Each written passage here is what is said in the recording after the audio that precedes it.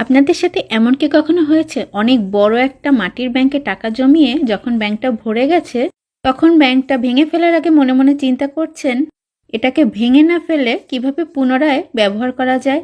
আসসালামু আলাইকুম, কেমন আছেন সবাই? আশা করি অনেক অনেক ভালো আছেন। আমিও আলহামদুলিল্লাহ বেশ ভালো আছি। সে একটা মাটির ব্যাংক ভরে গিয়েছিল, ব্যাংকটা সাইজে বেশ বড়।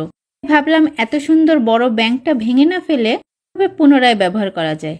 তো আমি কি করলাম, মাটির ব্যাংকটার নিচের অংশটা তোভাবে ভেঙে ফেলে আমার টাকাগুলো সব বের করে আবার সিমেন্ট দিয়ে নিচের অংশটা লাগিয়ে দিলাম।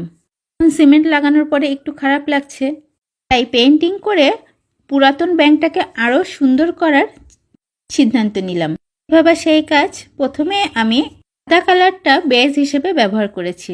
ব্যাংকটাকে আমি সাদা কালার করে ভালোভাবে শুকিয়ে নিয়েছি, আর এখানে আমি অ্যাক্রিলিক কালার ব্যবহার করেছি।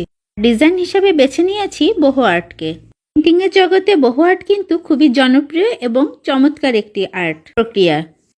একটি ছোট পুরাতন চায়ের কাপও ছিল, এটাকেও ভাবলাম একই সাথে পেইন্ট করে দিই। এখানে আমি এই মাটির ব্যাংকটা রেখে দেব, তার পাশে একটা সুন্দর ছোট্ট গাছ সহ এই কিউট প্ল্যান্টারটাও রেখে দেব। আপনাদের কাছে কেমন লাগলো অবশ্যই জানাবেন। অনেক অনেক ভালো থাকবেন সবাই, আর আমার প্রতি দোয়া রাখবেন। আল্লাহ হাফেজ।